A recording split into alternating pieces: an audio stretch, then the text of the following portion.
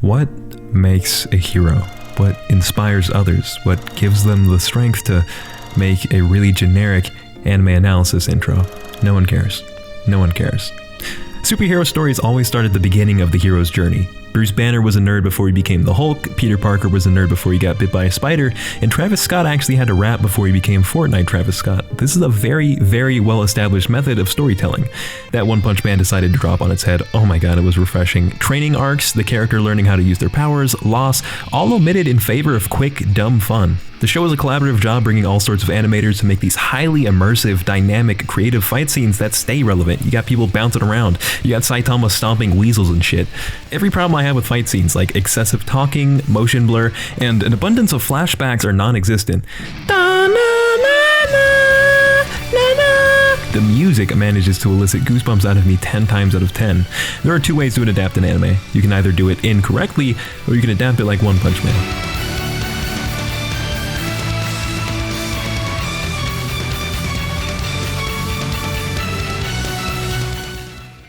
Mob Psycho is an extremely well-intentioned and uplifting story about a young guy blessed with powers that he doesn't even want. It's funny, it's deep, but not at the expense of action. 1/3 of the episode might just be Mob and Reagan bumble fucking around, while the next third is one of the best fights in the business, followed by some dark, almost heart-wrenching dialogue. In Mob Psycho, you're not coming to see the fights, but you can. They have these ridiculously well-choreographed, colorful light shows done by Studio Bones, the people behind My Hero Academia, Soul Eater, and Full Metal Alchemist. They adapted the manga so faithfully, at least to my recollection, that there was a point where I thought I'd already watched the second season before. With a lovable cast, top-tier art direction, and a story that's made me cry once or twice, what is there not to love about this show? More importantly, what is the difference between Mob Psycho 100 and One Punch Man by the same author? Well, One Punch Man is one of the most popular anime of all time, sitting at number 5 on my anime list, while Mob Psycho Season 2 is comfortably resting at 51. Is it because One Punch Man is a way better show than Mob Psycho? No, nigga. So then why is OPM so much more popular? Well, let's talk about it. A lot of the qualities that make Mob Psycho a better work in my opinion don't show themselves until the season has progressed a little bit. What really draws and connects me and a lot of people to Mob Psycho, and where I think the writing shows itself to be far superior to One Punch Man, is Mob as a character and the relationships he forges throughout the series. This isn't something that you're going to be fully acquainted with on the first episode. It's something that grows on you, like herpes or the idea of anal. You'll be into it when you're older. One Punch Man, on the other hand, is brutally honest with what it is. The first episode tells you all you need to know. It's a funny, action-packed parody of the superhero genre with some incredible production to back it up. And while you could more or less say some of the same things about Mob Psycho, I think that the comedy aspect is significantly weaker in Mob, especially in the first episode. Then there's the premise of OPM, which is much more intriguing. You watch the first episode, want to see how the hero who kills everything in one punch somehow keeps you guessing. Everything that's good about One Punch Man is easily presented immediately, while Mob Psycho, the far more plot-oriented anime, takes its time telling the story it wants to be told. One appealed to a much more casual demographic, while the other one is a bit more narrow with its audience. So in my mind, One Punch Man is kind of like a girl with a 5 out of 10 personality. Really cool at first, but not something you're going to want to commit to. Mob Psycho is like a really hot girl that for whatever reason you didn't notice, and then what the fuck? Did you just rub my back when I was upset? That's wife material, something long term. Real quick, before we get to the meat of these two shows, let's just cover some artistic differences. You can skip to the interesting part here, I don't really care. OPM is hailed for having some of the best animation ever. A lot of the fights are, you already know about the fights, they look good. And the final episode was definitely one of the more memorable anime fights of all time. The colors are fantastic, the motion is buttery smooth and detailed, and the world around them even deteriorates as the battles go on. All things that you could easily say about Mob Psycho. The difference is, the latter is far more stylized and flavorful with its presentation. This matters because in those shots where nothing's really going on, you always have something to look at. If you look at OPM, the world is highly faithful to reality. The buildings are super accurate and the humans are drawn to reflect how they actually kind of look in person. The problem is, reality is boring to look at. That's why I'm watching cartoons, so I see crazy imaginary things, like a robot playing with big milkies. When you look at Mob Psycho, the buildings are kind of jagged, the sky is often interesting looking, the lines are dark green, the character designs are more cartoony but can get dead serious when they need to be. In One Punch Man, you kind of automatically ignore the cityscape and crowds of people because that's what we're used to seeing. And when it gets to the fights, that's where the stylization thing becomes even more important. As I said, One Punch Man is really honest, even in presentation. A lot of the fights are straight up explosion, jump, spin, slap, all stuff that can be taken at face value. It looks fantastic, but in Mob Psycho, you show this to an epileptic kid and you can't help but just start wiggling out of excitement. The fights are crazy. The more abstract segments enhance dramatic scenes. Feelings like anxiety and anger, which can't be felt entirely by facial expression, are painted across the screen. The fights have upside down, sideways, laser beams, worlds flipping on top of each other. It's wonderful to look at and constantly engaging, which is a lot harder to replicate when you're being mostly faithful to reality. This stylization is what made episode 5 of season 2 a beyond gorgeous episode, and what tipped me off to finding out that this show was made by the studio behind Space Dandy. I just want to get this all out there before we talk about the story. What ties Mob Psycho so much closer to my heart than One Punch Man really boils down to the character's humanity. I've always been drawn to much more grounded, more personal stories. Like Spider-Man, objectively way fucking cooler than Superman. Spider-Man's also way more human than Superman. In the first movie, Tobey Maguire's a bitch. He gets picked on by fat people, the bus drivers troll him, he goes through some real human stuff. Superman, on the other hand, I don't even remember the plot to a single Superman movie, so I could just be talking out of my ass, but my mental image is of this unstoppable god so divorced from the idea of weakness that I can't really relate to him. Spider-Man is vulnerable, emotional. His girlfriend ends up getting piped by James Franco, and that's why I'm more attached to Tobey Maguire Spider-Man than Tom Holland. You want me to believe that this guy's a dork? Do you really think a man who just travels around with such an abundance of ass would face the same challenges than I do? Tobey embodies that squishy, human, relatable feeling. You're not Superman, you know. And that's my first point in what makes Mob such a more human character than Saitama: weakness. Weakness is something that we've all experienced. No shit, Scam, get to the point. Mob is a weak character. He has internal battles with himself. He fights against anxiety, insecurity, his own body, his relationships with those close to him, and even fights people that are stronger than him. You're intimately acquainted with at least one of the problems that Mob faces or know someone who is, and that makes him real. Even if I don't want to be a pro volleyball player, I understand that feeling of wanting to be more than you are now. Even if you can't relate to being a loner or physically weak, just the fact that Mob bears such vulnerability makes him a real guy, someone whose arcs you're interested in, and someone who you want to see develop and overcome these feelings. Overcome, remind me, what does Saitama have to overcome? See, as viewers, we're not watching because we get to see Saitama overcome adversity. We're watching because A, it's funny, B, the world is cool, C, you want to see him show off his powers to everyone, and D, you're waiting to see if there's a monster strong enough to put up a fight against Saitama. But there isn't. There never has been. Every story relies on conflict to drive itself. Literally every story I can think of. Every episode of Space Dandy has some problem that the gang either solve or are too stupid to solve. Beastars had crime drama, romance, love triangles, all sorts of stuff engaging your mind, allowing you to root for the characters and feel for their varying perspectives. Nobody wants to hear about you going to Chili's, but take that same Chili's story and throw in a crackhead, suddenly everyone wants to hear that story. Some stories will even force conflict, like an out-of-place love triangle. Conflict is necessary to write a story.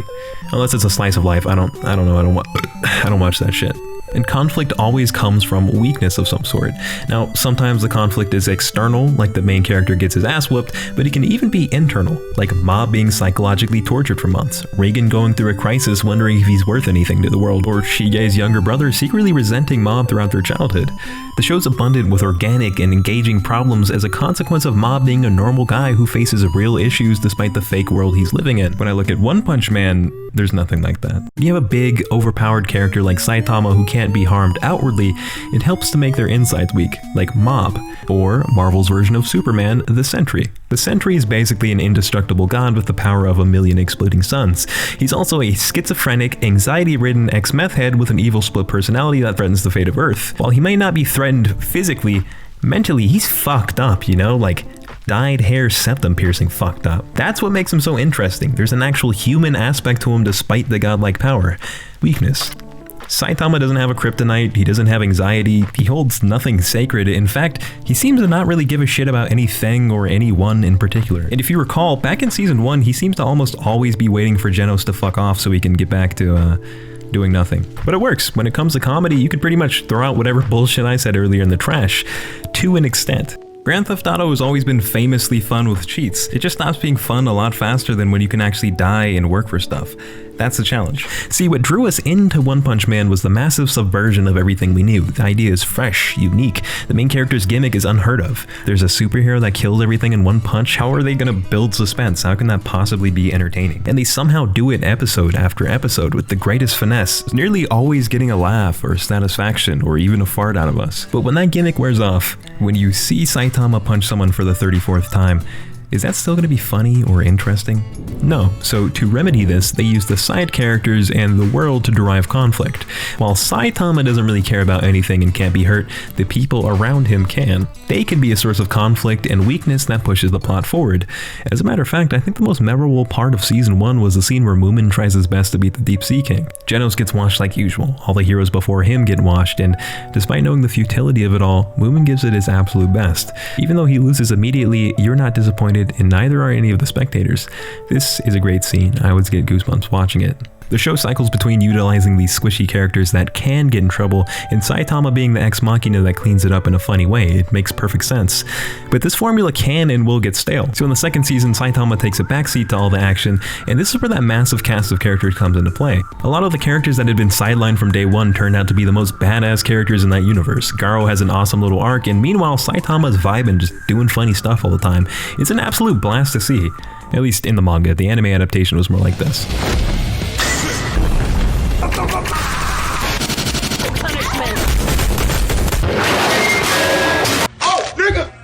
In an attempt to be more grounded, the second season took the focus off of Saitama and focused on the various fights going around the city fought by the previously minor characters. The problem is, these fights look retarded, the sound is stupid, and you can't see anything because of this dumb motion blur. It is impossible to sit through one of the fights in season 2 and not think to yourself, whoa, that looked kind of weird, and because the fights that take up about 2/3 of the anime look like shit, I can't get engaged. One Punch Man set itself up to rely on these little fights and external conflict from other characters, which inevitably failed because the art couldn't keep up, while Mob Psycho prioritizes giving you an almost intimate connection with the main character and the people around him without sacrificing great fight scenes and decent comedy. Even if the fights in Mob Psycho were mediocre, I'd still be watching intently because there's other things to love about the show, like the theme of change. On paper, the two guys are seemingly the same character. Both are jaded, overpowered heroes who are less than ecstatic about killing monsters, and both seek fulfillment as their main objective. Saitama's constantly dissatisfied in life. He even says in one episode, "I'm the strongest, but what does that matter? I'm empty." Mob, on the other hand, doesn't live like a normal kid. He doesn't hang out with friends, he doesn't have any hobbies, and aside from his part-time job, lives a very uneventful life. He finally realizes he's missing something when a ghost asks him, "Are you living every day to the fullest?" It fills him with anxiety. He freaks out for a while. Both shows kick off with the main character thinking, "I am empty." But a crucial point where the two's paths diverge lies in change and how they seek to achieve it. Let's go back to Saitama. The whole point of the series is that he's dissatisfied with life and wants to find someone strong. Let's take a peek into how he goes about changing his life to fit this desire. All it took was one punch! Damn it!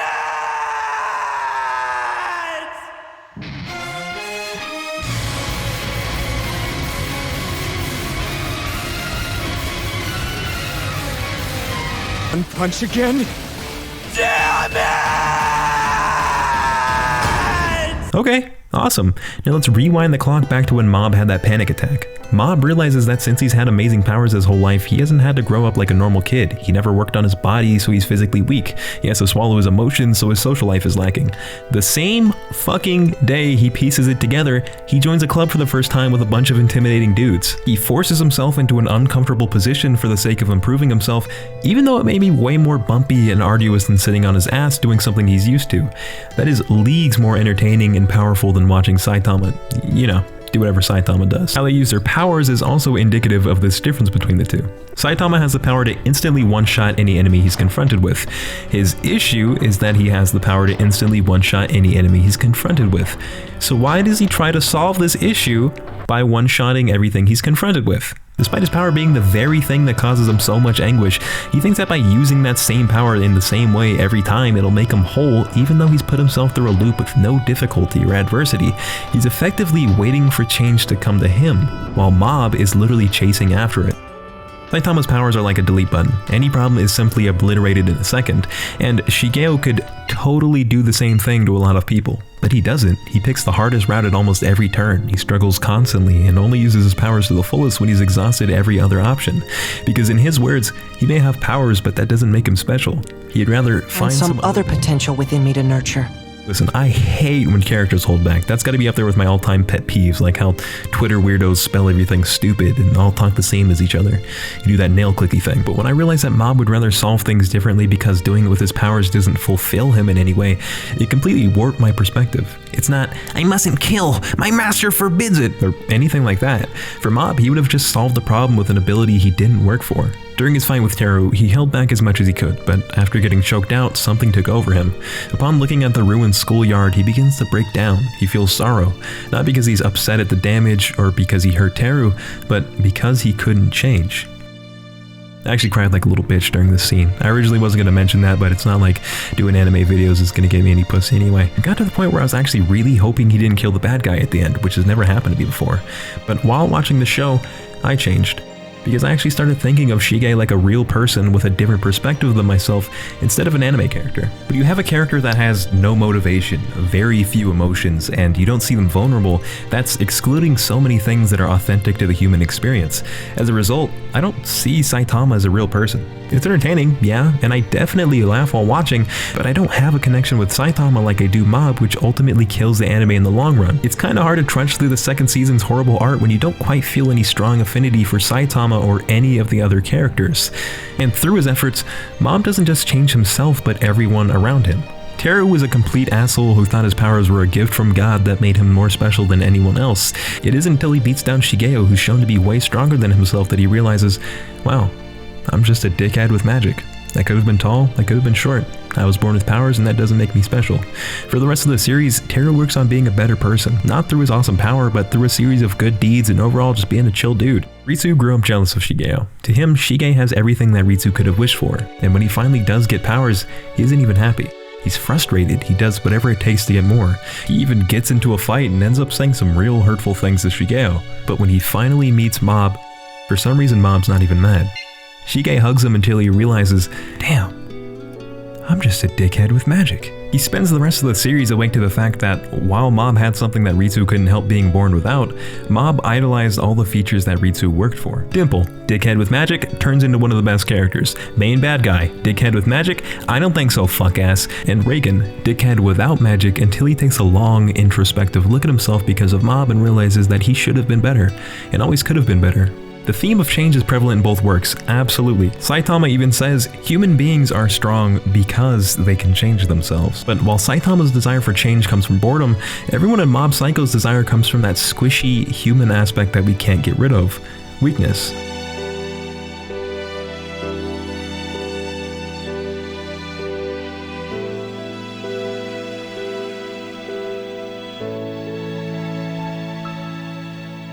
And it's through confronting that weakness that everyone in the show betters themselves. Yeah, you could totally alt for a fucking weasel if he gets on your nerves, but is that gonna make Saitama feel good? When you're already strong, you don't level up grinding mobs in the starting area. Shigeo confronts issues in a way that challenges himself and pushes growth out of people.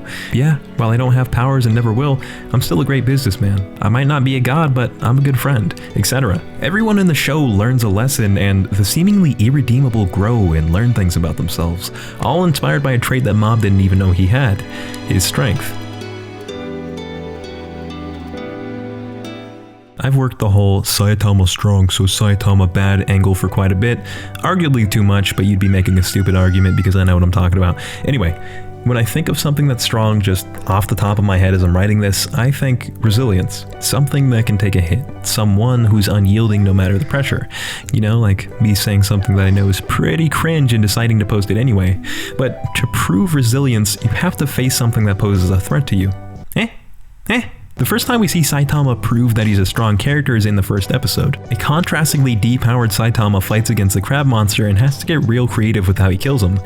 That's also the last time we see him prove his strength. I'm not saying he's weak, I'm just saying I have kicked toddlers in the head before. There's no resistance, they have a little soft spot. That doesn't prove I'm strong, much like how Saitama doesn't prove he's strong by popping things in one hit, relative to himself. Mob gets dealt a bad hand constantly. He sucks at most of the shit he tries, but every time he falls, he gets right back up and works his ass off. Through getting nay-nayed on, people telling him he ain't shit, all the way to mental torture, Mob adamantly refuses to back down.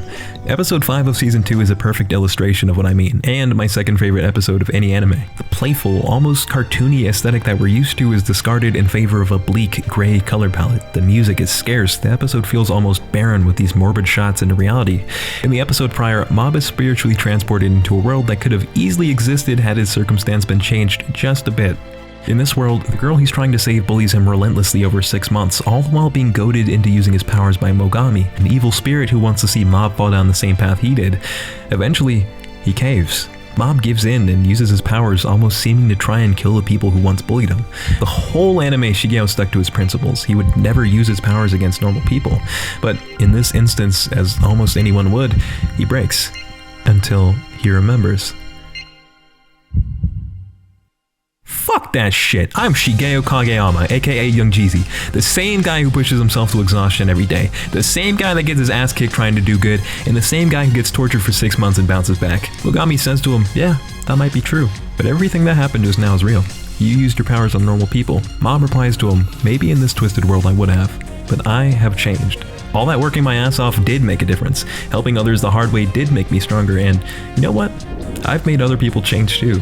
The whole anime was building up for that one revelation, when Shigeo realizes how far he's come. Shigeo is a strong, human character because we got to see him weak, all the way up to the point where he realizes he's changed. Oh. This is why hero stories always start at the beginning of the character's development.